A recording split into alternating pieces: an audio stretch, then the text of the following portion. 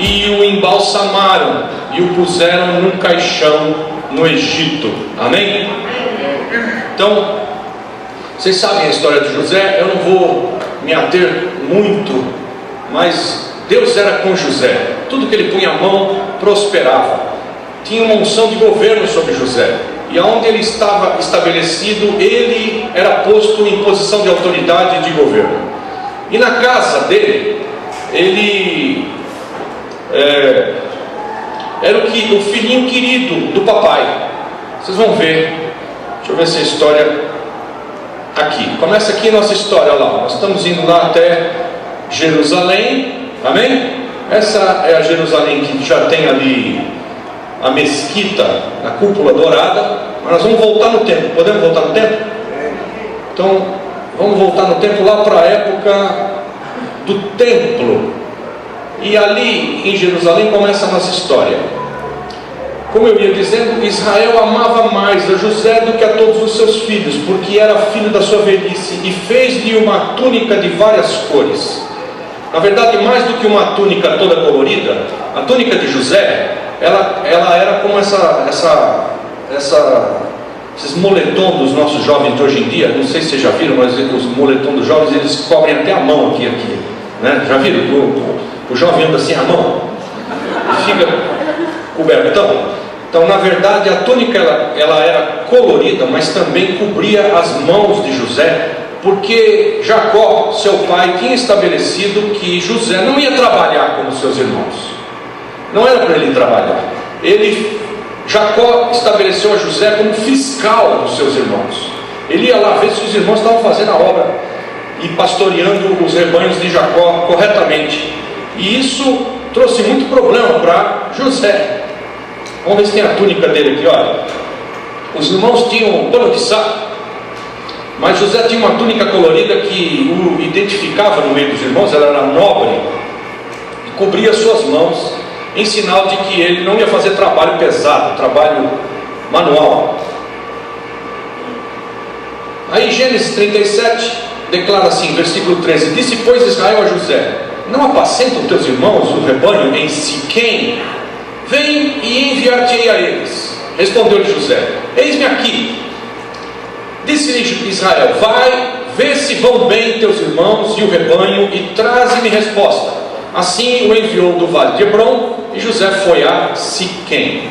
Agora aqui não vai dar para vocês verem muito bem, mas tem Jerusalém, uma daquelas bolinhas ali no meio, e Siquém é a bolinha de cima, muito próximo de Jerusalém.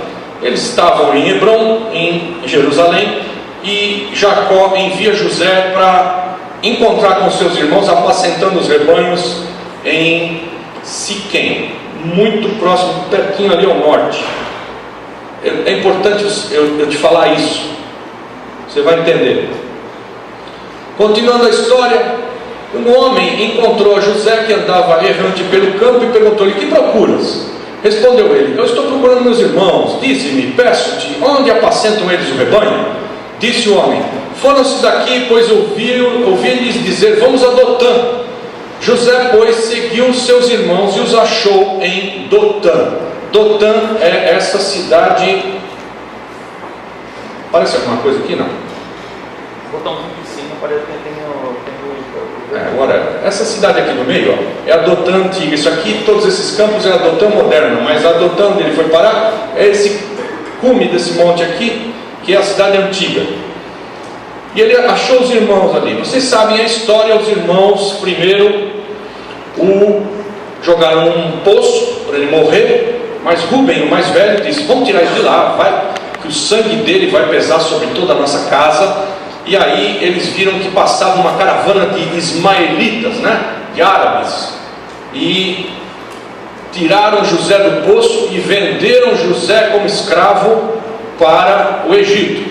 E aí José vai parar no Egito. Diga para o seu vizinho: Mas Deus era com ele. Em tudo que ele fazia. Amém? José, na verdade, ele era um visionário, alguém que enxergava além da sua geração. Nós começamos o nosso texto dizendo que ele faz prometerem os filhos de Israel que não o deixariam no Egito, no texto lá de Gênesis 50, e que quando Deus os visitasse, por isso eu digo que ele era um visionário, ele está profetizando que Deus os visitaria, vocês sabem isso, que eles transportassem os ossos dele dali do Egito. Ele chega lá no Egito, mas o Senhor era com José e ele tornou-se próspero e estava na casa do seu senhor, o egípcio, na casa de Potifar. Vocês lembram disso? Ele foi posto por Potifar, como de costume, por governador de toda a casa. E a mulher do Potifar pôs os olhos em José, o bicho era bonitão, amém? E quis José. Agarrou ele pelo paletó. Ele tirou o paletó e saiu correndo. Lembram disso? Lembram ou não? Tirou o paletó, saiu correndo. A mulher indignada, a mulher do Potifar, indignada, inverteu a história e disse que o José que tinha tentado pegá-la. Tá bom pegá-la? Pegá-la é bom, né? Amém. E aí ele foi preso, injustamente, foi para a cadeia e passou uma temporada na cadeia. Essa é a cadeia nos tempos antigos, é uma escavação na pedra, na rocha. Jogaram José lá embaixo, ele está lá, esquecido. E vocês também sabem a história, ele continuou preso e do lado dele tinha um copeiro e um padeiro de Faraó. O padeiro que fazia na cozinha a comida, os pães, e o copeiro que experimentava o vinho para ver se não estava envenenado, para depois o Faraó tomar. E os dois estavam presos, e um era inocente e o outro era culpado. E José na cadeia, que adivinha, ele foi posto na cadeia pelo carcereiro como administrador de toda a cadeia. É brincadeira, né? Ele é vendido como escravo na casa de Potifar. Potifar coloca ele para o administrador da casa toda.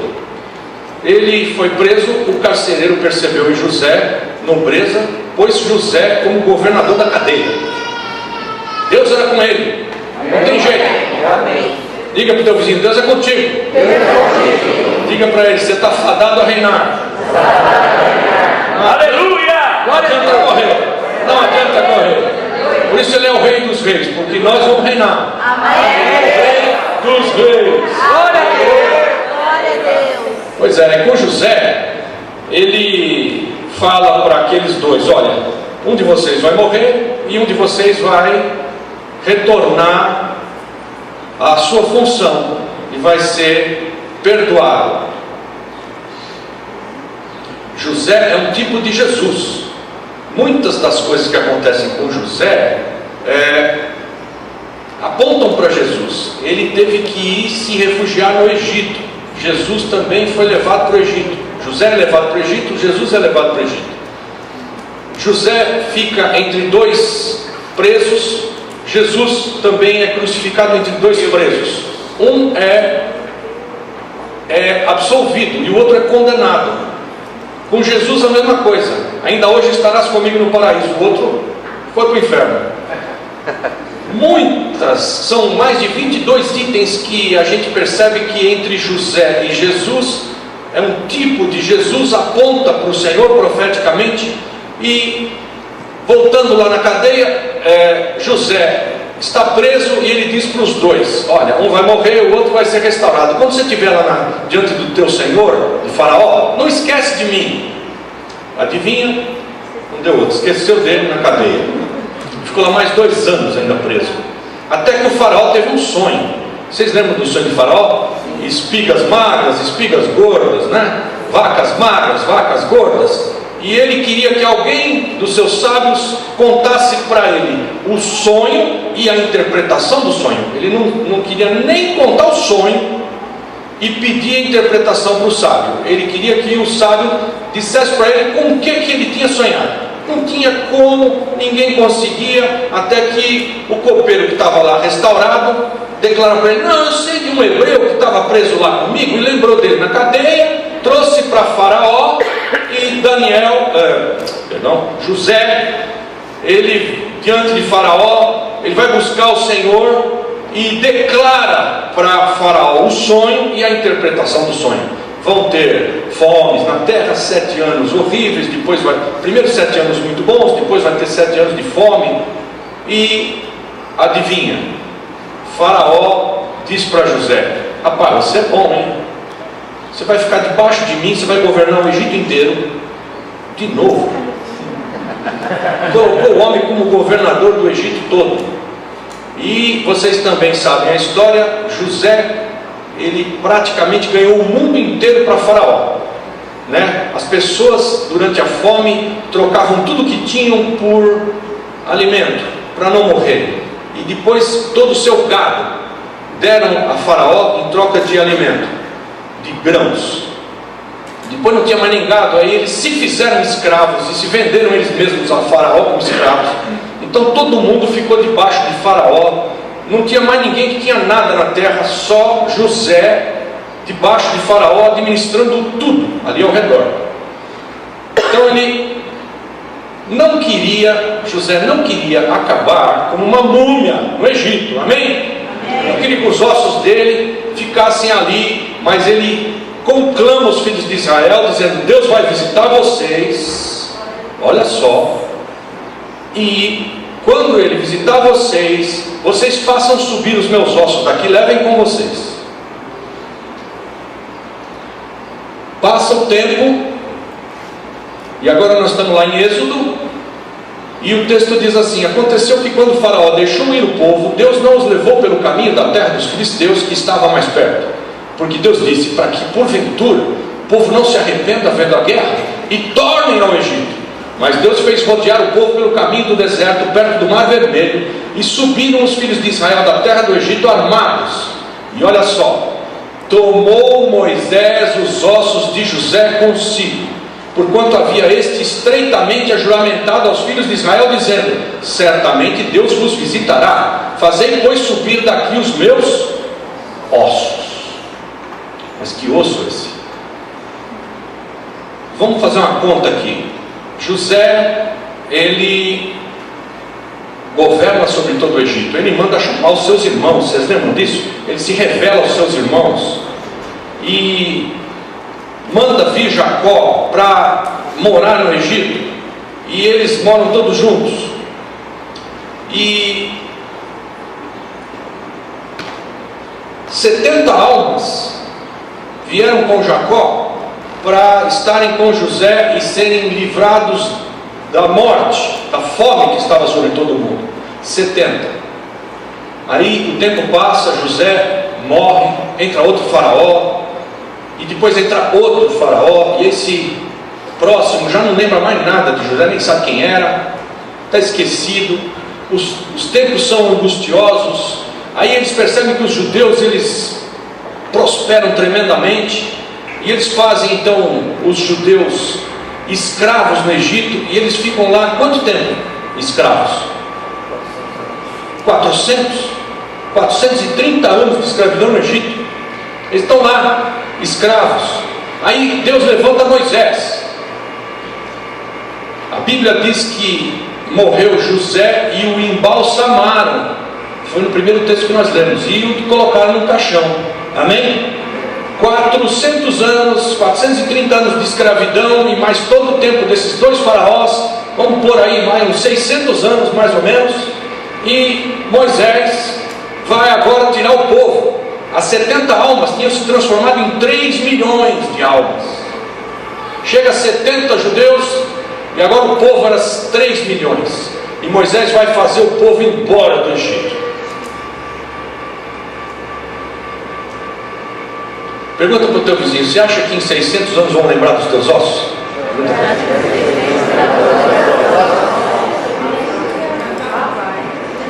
Hein? Já na primeira semana esquece. Depois de uma semana você já casa com outro, né?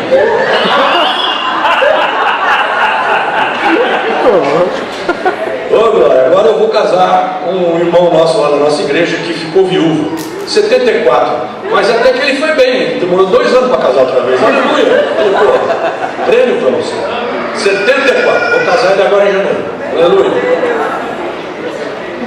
Mas Moisés, porque José tinha estreitamente ajuramentado os filhos de Israel, ele pega os ossos de José e leva consigo, leva embora.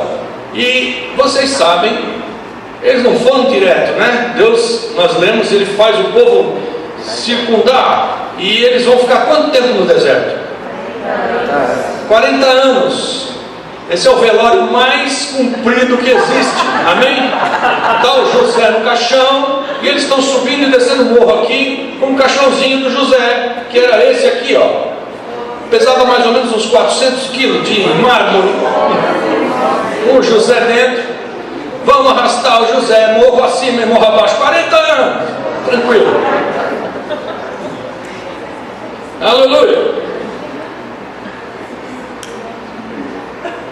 Agora vamos dar um outro salto tremendo no tempo, e nós estamos em Josué, lá no final do capítulo. Passa os 40 anos, amém?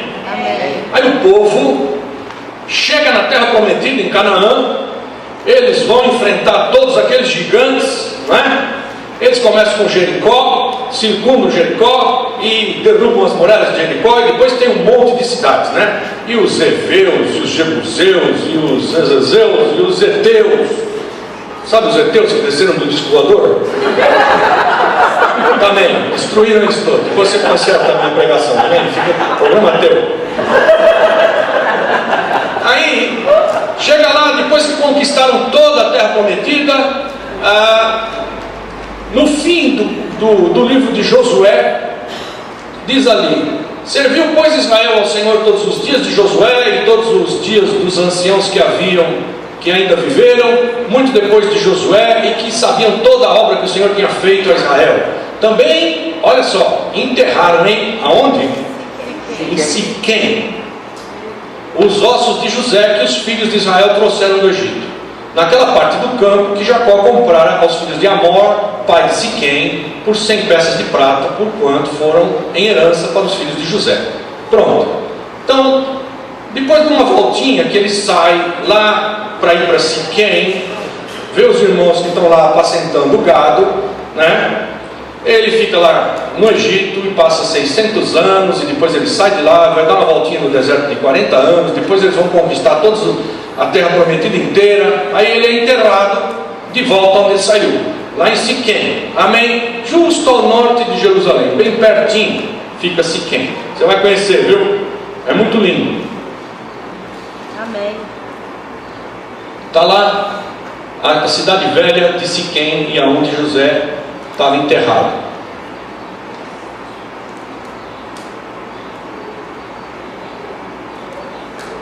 Quanto aos filhos de Ruben, o primogênito de Israel, pois era o primogênito, mas por ter profanado o leito de seu pai, deu-se a sua primogenitura aos filhos de José, filho de Israel, de modo que na genealogia não foi contado como primogênito. Judá, na verdade, foi poderoso entre seus irmãos, e dele veio o príncipe. Porém, o direito da primogenitura foi de José. Quem aqui é filho mais velho? Levanta a mão. Quem é filho, fica com a mão para cima aí, por favor. Quem é filho mais novo? Caçula. Quem é filho do meio? Levanta a mão. Vocês todos podem ser primogênitos, porque primogenitura não é mais por conta de quem nasceu primeiro. Primogenitura você exerce por direito, como Eliseu fez com Elias. Ele herdou a casa de Elias em dobrada porção, que era dobrada a porção da herança, porque ele era o filho que não era filho de Elias, mas se tornou, carregava a mala de Elias. Ele se tornou filho porque ele se comportava como filho primogênito, se tornou herdeiro do espírito da profecia que estava sobre Elias, veio sobre Eliseu. Então nós podemos ser primogênitos, amém? Amém. Essa herança de José, que aponta para Jesus, te alcança. Glória a Deus. E Deus quer fazer de você um visionário, que seja alguém que enxerga além das tuas circunstâncias. E como ele, dá ordens a respeito dos ossos dele, porquanto Deus visitaria Israel e deveriam levá-lo embora dali. Amém? Tudo bem até aqui? Amém. Agora vem a bomba. Porque eu não vim aqui falar sobre osso. Aleluia. Hebreus 11, 22 declara assim, olha: Vocês conhecem o apelido que deram para o capítulo 11 de Hebreus? Galeria dos Heróis da Fé. Amém? Hebreus 11 é a Galeria dos Heróis da Fé. E lá tem todo um monte de gente que a palavra declara que o mundo não era digno deles, por conta das obras de fé que eles faziam, né? Desde o pai Abraão, que pela fé foi sacrificar o Isaac, e etc. Passa por um monte de gente, os juízes, Sansão, tem lá uma galeria gigante, Davi, todos homens tremendos na palavra. E por causa dos feitos poderosos que eles tiveram, por causa da fé que tinham, eles foram parar ali. O mundo não é digno desses homens. E está lá também no versículo 22, José. E José está na galeria dos heróis da fé. Por quê? Porque pela fé, José, próximo da morte, fez menção da saída dos filhos de Israel e deu ordens acerca dos seus ossos. Fala para o teu vizinho aí, falei que ia ser osso duro? Continuamos nos ossos aqui. E quem é que vai para a galeria dos heróis da fé porque está percebendo que vai morrer e dá ordens a respeito dos seus ossos? Que coisa mais sem pé nem cabeça, né? Não é? Pois ele foi e foi posto por herói da fé por conta disso que ele fez. Dá o som. Som nas caixas. Ao meio-dia começou a escuridão, e toda a terra ficou 3 horas na escuridão. Às 3 horas da tarde, Jesus gritou bem alto: Eli, Eli, lema sabachthani. Essas palavras querem dizer: meu Deus, por que me abandonaste? Algumas pessoas que estavam ali ouviram isso e disseram: ele está chamando Elias. Uma dessas pessoas correu e molhou uma esponja em vinho comum, pôs na ponta de um bastão e deu para Jesus beber. Mas outros disseram: espere, vamos ver se Elias vem salvá-lo. Aí Jesus deu um grito: Pai, nas tuas mãos eu entrego meu espírito. E morreu.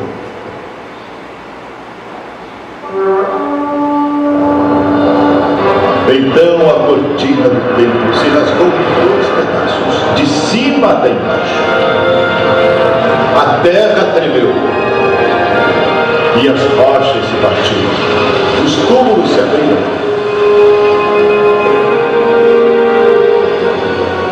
E muitas pessoas do povo de Deus que haviam morrido foram ressuscitadas depois da ressurreição de Jesus. Saíram dos túmulos, entraram em Jerusalém, a cidade santa, onde muitos viram essas pessoas. O oficial do exército romano e os seus soldados, que estavam guardando Jesus, viram o terremoto e tudo o que aconteceu. Então ficaram com muito medo e disseram: verdadeiramente esse homem era o Filho de Deus. Glória a Deus. Amém? Amém. Quem entendeu? Jesus entrega o seu espírito, a cortina do templo se rasga de cima a baixo, as pedras se fenderam, os túmulos se abriram e muitos corpos dos santos que estavam enterrados ressuscitaram e entraram na cidade santa e foram vistos por muitos. Quem é que estava ali no meio? José. E o que José dizia como visionário: certamente Deus vos visitará, não está falando de Deus levantar Moisés para tirar o povo dali do meio. Vocês vão levar os meus ossos daqui e vão colocar no lugar certo, porque eu vou pegar o primeiro trem que sai para o céu. Aleluia! Uau! Glória a foi posto ali do ladinho de Jerusalém, e quando os túmulos se abriram, quem é que estava lá no lugar certinho? Porque se ele estivesse no Egito, ia continuar no Egito. Mas ele estava no lugar certo, na hora certa, para subir no primeiro trem e ir embora para o céu.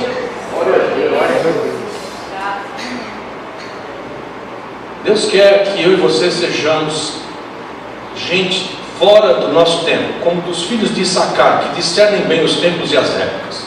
Quer que você entenda teu destino profético que Ele escreveu para você. Quer que você não perca o próximo trem que sai para o céu. Amém? Até aqui foi a introdução da ministração. Eu não vim aqui falar sobre um visionário que nos deixa com a sensação de que eu perdi o trem. Eu vim aqui falar com vocês do próximo trem. Glória a Deus. Alguém tem interesse? Aleluia. Amém.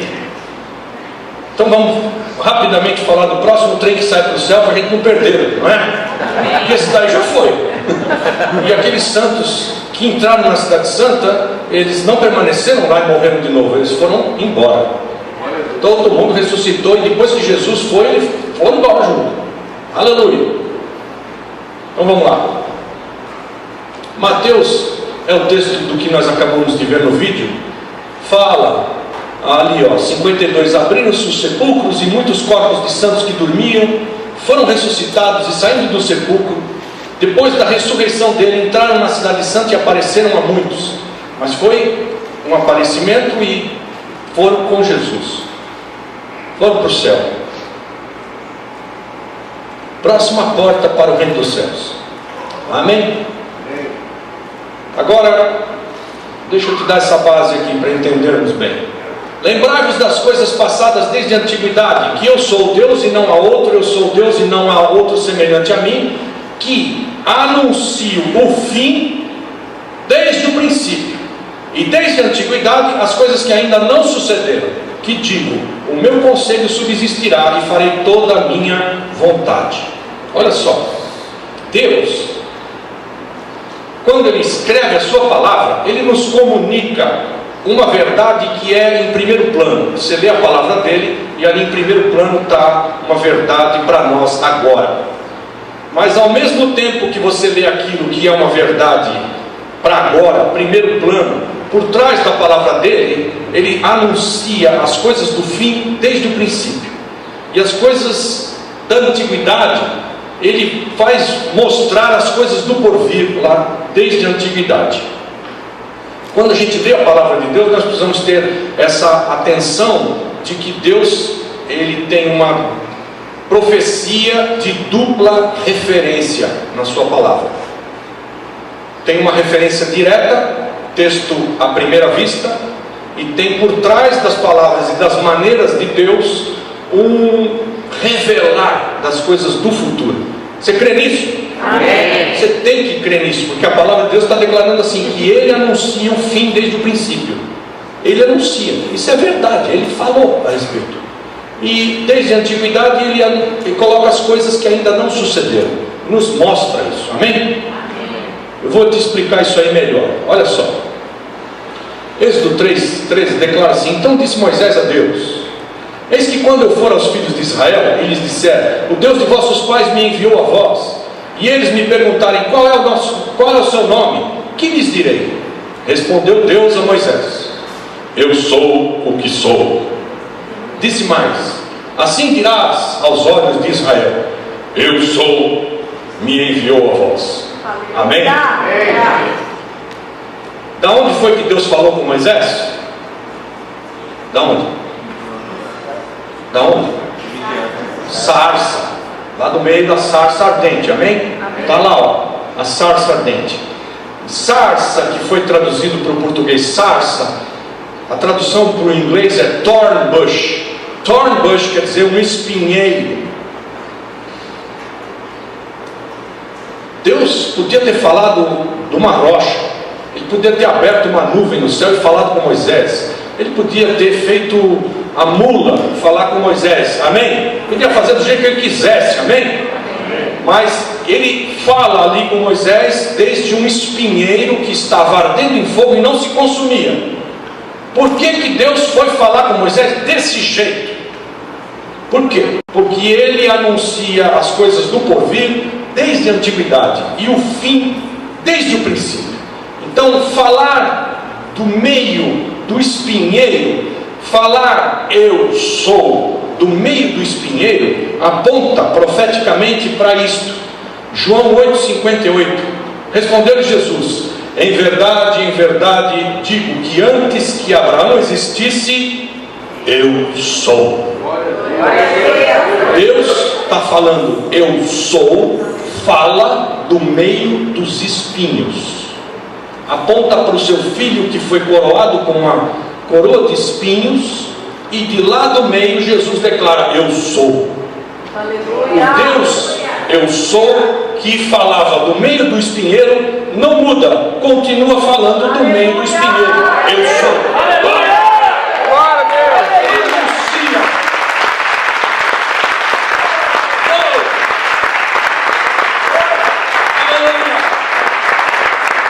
Glória a Deus. Amém? Amém. Segundo exemplo, só para você fixar bem que Deus fala as coisas do porvir. Então o Senhor fez cair um sono pesado sobre o homem, e este adormeceu.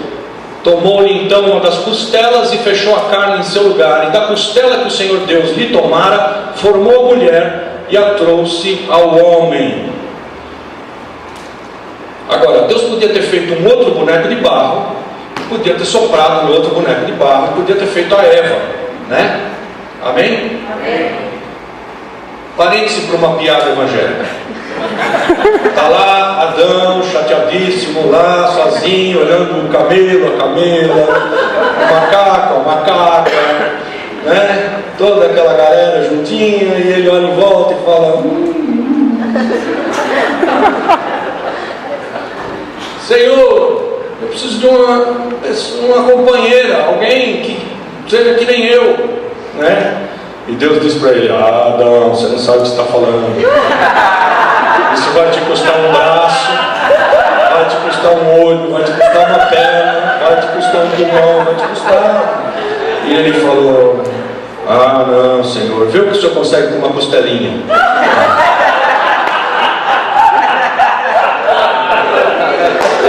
E aí, como Deus é Deus, ele pega uma costela e faz um upgrade. Um bichinho mais cabeludo, um bichinho que fala pra caramba, porque o primeiro não falava, era quieto demais. Então, esse também era meio quadrado, vamos fazer um pouco mais redondinho. Pegou a costela e fez um upgrade. Amém? Amém, meninas? Se não saírem daqui me amando hoje, perderam a chance. Mas por que Deus não pega e faz sei lá, pega uma flor da árvore e faz uma Eva para Adão? Por que ele não pegou um dos animais que tinha criado e transforma numa companheira idônea para a sua criação, para Adão? Ele faz de uma maneira específica. Assim como ele falou do meio do espinheiro, aqui ele pega e faz cair um pesado sono sobre o corpo de Adão. E de uma parte do corpo de Adão, ele faz para Adão uma noiva. Presta atenção nas palavras. Faz para Adão uma esposa, uma noiva. Amém? Amém. Por que Deus fez desse jeito? Porque Ele é um Deus que anuncia as coisas do porvir desde a antiguidade e as coisas do fim desde o começo. E quando Ele faz de um determinado jeito, Ele está profetizando. É uma profecia de dupla referência. Ele fala em primeiro plano e por trás, e das maneiras que Ele faz, Ele te anuncia algo. E o que é que Deus está anunciando aqui quando Ele faz Adão dormir? Cai um pesado sono sobre o corpo de Adão, e de uma parte do corpo de Adão Ele faz para Adão uma noiva. Aponta para o quê? Mateus 25, de 1 a 13. Declara assim a palavra: então o reino do céu será semelhante a 10 virgens que, tomando as suas lâmpadas, saíram ao encontro do esposo. E 5 delas eram prudentes e 5 loucas. As loucas, tomando as suas lâmpadas, não levaram azeite consigo, mas as prudentes levaram azeite em suas vasilhas e com as suas lâmpadas. E tardando o esposo, o que aconteceu? tosquenejaram todas e adormeceram. Quer dizer, o reino dos céus é 10 virgens que dormiram, todas. Amém? Mas à meia-noite ouviu-se um clamor, aí vem o esposo, saíram ao encontro. Então todas aquelas virgens se levantaram e prepararam as suas lâmpadas. E as loucas disseram às prudentes: dai-nos do vosso azeite, porque as nossas lâmpadas se apagam. Tardando o noivo, cochilaram todas e dormiram. O reino dos céus é como 10 virgens. Todas têm lâmpada. A lâmpada para os meus pés é a tua palavra. Ela era crente. Todas as 10 eram crentes. Elas têm um azeite que faz a palavra queimar e brilhar, né? Que dá vida à palavra. Todas tinham lâmpada e todas tinham azeite na lâmpada. Algumas tinham uma reserva de azeite. Tinha um refill. Diga para o seu vizinho aí, refill. Refill, capricha na pronúncia, amém? Pegaram lá o azeite que tinham para encher a lâmpada, porque se você dorme, o azeite acaba. Você tem que botar combustível lá de novo para a lâmpada clarear. 5 sábias tinham um azeite, tinham um refill. 5 loucas não tinham. É um crente 6 horas, né? Crente 6 horas, 6 horas aí.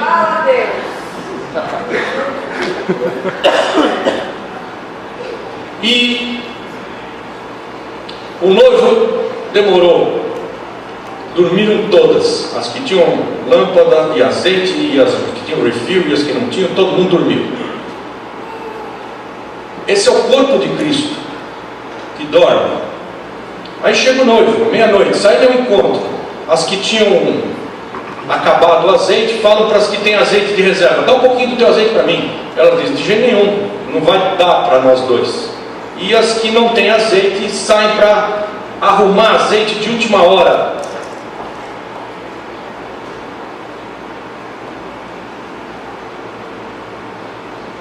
Mas as prudentes... volta. Mas as prudentes responderam dizendo: não seja caso que nos falte a nós e a vós, e diante dos que os vendem, e comprai para vós. E tendo elas ido comprá-lo, chegou o esposo, e as que estavam preparadas entraram com ele para as bodas, e fechou-se a porta. E depois chegaram também as outras virgens, dizendo: Senhor, Senhor, abre-nos a porta. Quem é que chama Jesus de Senhor? Levanta a mão aí. Glória a Deus. Todas eram crentes, e elas ficaram. E Jesus, Senhor, todas tinham palavra, tinham azeite, chamavam Jesus de Senhor, ficaram. Glória a Deus. Deus faz cair um pesado sono sobre o corpo do primeiro Adão, apontando para um sono profundo no corpo do segundo Adão, o último Adão, que é Cristo Jesus. Deus toma um pedaço do corpo do primeiro Adão e faz para Adão Eva, uma esposa, uma noiva. Deus, do corpo de Cristo que dorme, toma uma parte do corpo de Cristo e faz para Cristo, o último Adão, uma noiva. Glória a Deus. A noiva sai para o céu, para as bodas do Cordeiro. É o próximo trem que sai para o céu. Glória a Deus. A noiva é uma parte pequena do corpo de Cristo, que é apaixonada pelo Senhor. Quantos já foram noivos aqui? Levanta a mão. Você lembra quando você estava noivo? Você não via a hora de chegar o dia do casamento? E você ligava para um para o outro assim, de noite: alô, alô, amor. Muda até a voz, né? Já escovou os dentinhos, pijama, vai naná, desliga você, não, desliga você, não, desliga você, não, desliga você. Desse jeito. Apaixonado, não vê a hora de chegar o dia das bodas. Vou pegar essa garota.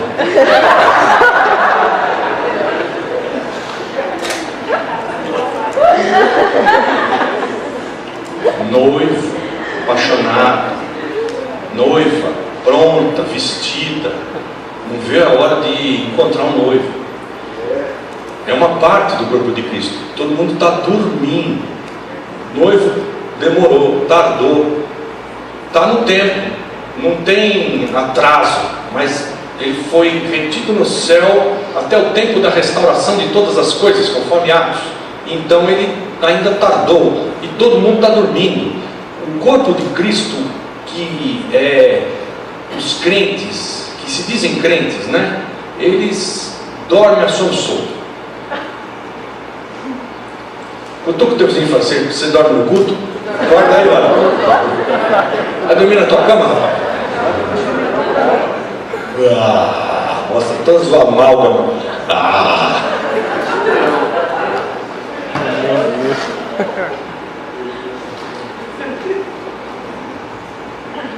Todos têm lâmpada.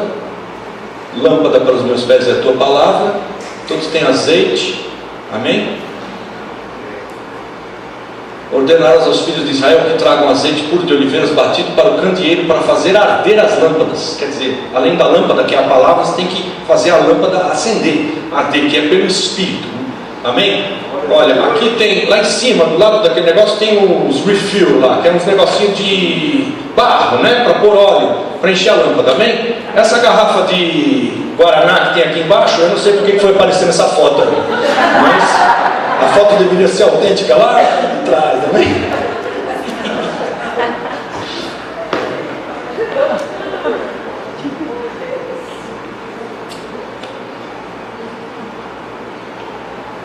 Todas chamavam de Jesus de Senhor, né? Ninguém pode dizer Jesus é Senhor a não ser que seja guiado pelo Espírito Santo. Mas todas aquelas virgens, elas que chamavam Jesus de Senhor, só uma parte delas entrou com Cristo para as bodas, né? Eis o noivo, saiu ao encontro, e 5 que eram sábias entraram com ele pelas portas e fechou a porta. Quem trouxe Bíblia aí? Levanta a mão. Ou o iPhone. Amém? Abre aí em Lucas 12, 35 e 36. Não está no slide, eu vou encerrar com isso. Lucas 12, 35 e 36.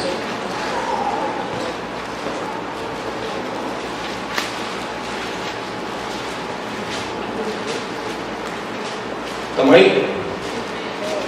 Lucas, capítulo 12, versos 35 e 36.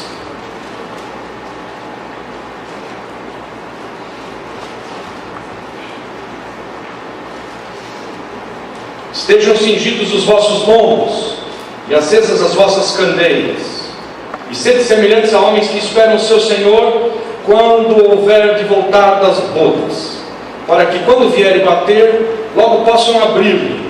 Bem-aventurados aqueles servos aos quais o Senhor, quando vier, achar vigiando. Em verdade vos digo que se cingirá e os fará reclinar-se à mesa, e chegando-se os servirá. Estejam cingidos os vossos lombos e acesas as vossas candeias. Eu não sei se vocês sabem o que é cingir os lombos. Aqueles antigos, eles usavam um pano gigante, grandão, comprido até o chão, que era uma capa enorme, e eles tinham uma corda na cintura que lhes servia de cinto. Cingir os lombos quer dizer, você arregaça todo esse monte de pano que tem aqui e prende dentro do cinto aqui e deixa as suas pernas livres para correr. Cingir os lombos é pegar todo aquele monte de pano e pôr aqui nos lombos. Não é um ato sacrosanto, não é cingir os lombos, é algo simplesmente para você ter liberdade de andar. Estejam prontos para ir embora, cingidos os lombos e acesas as vossas lâmpadas, as vossas candeias. E sede semelhantes a homens que esperam o seu Senhor, que quando voltar das bodas, bate a porta e vocês logo possam abrir para ele. Bem-aventurado quem for achado vigiando. Quem quer ser dessa turma? Glória a Deus. Baixa a mão para isso. Te peguei. Isso é teste do Enem. Porque essa turma,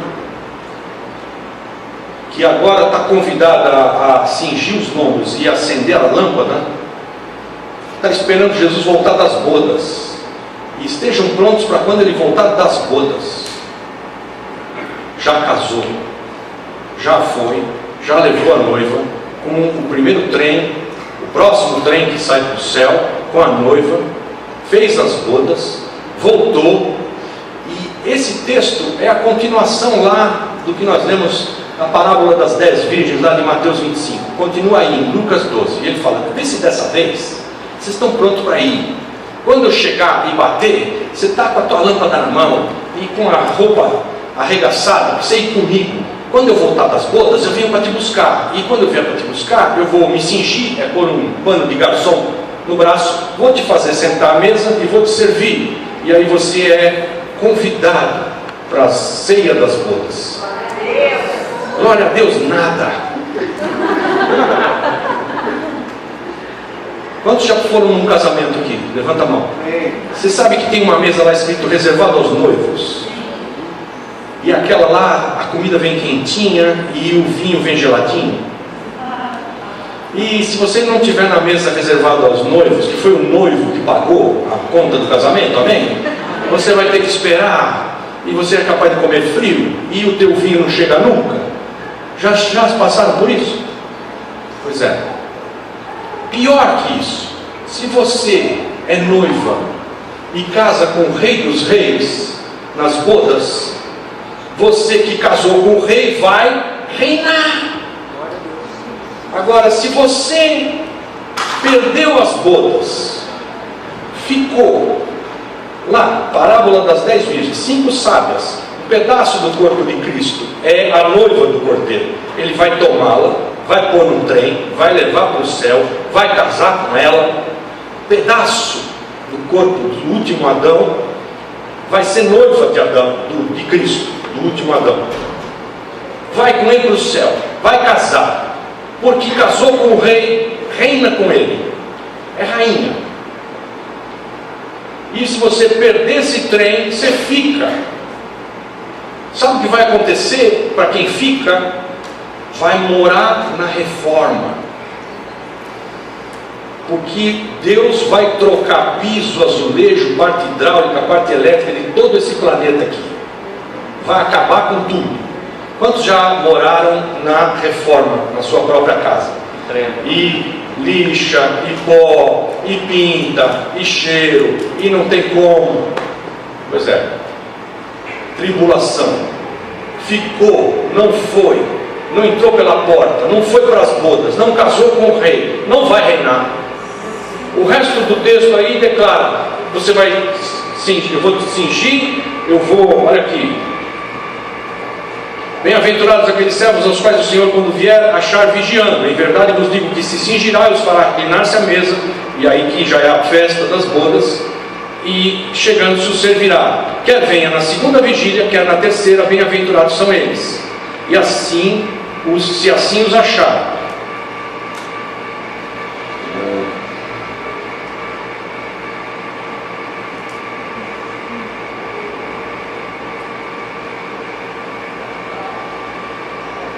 Não é aqui, é numa outra passagem. Aí o contexto continua dizendo que esses, em Apocalipse, fala dos que chegam da tribulação, que lavaram as suas vestes do sangue do Cordeiro, que foram mortos durante a tribulação, e Deus os fará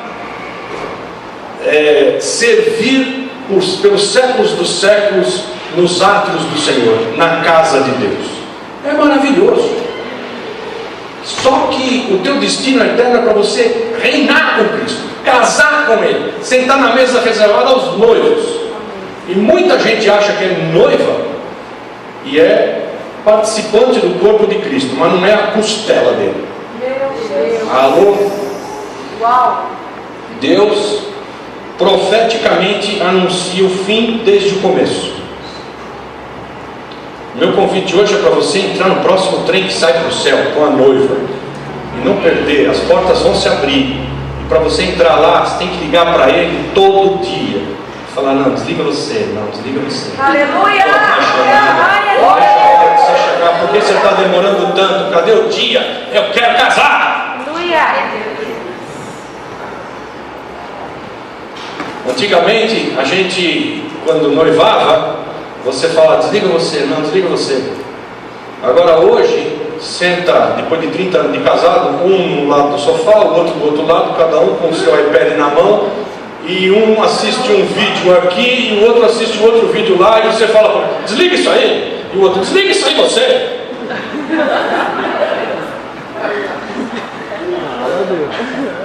Você está em qual parte?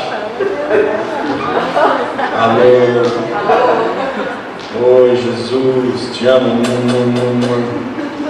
Não vou dormir ainda. Vamos ficar mais um pouquinho aqui. E fica com ele? Ou... chega! Desliga esse vídeo aí que eu não quero mais escutar essa coisa.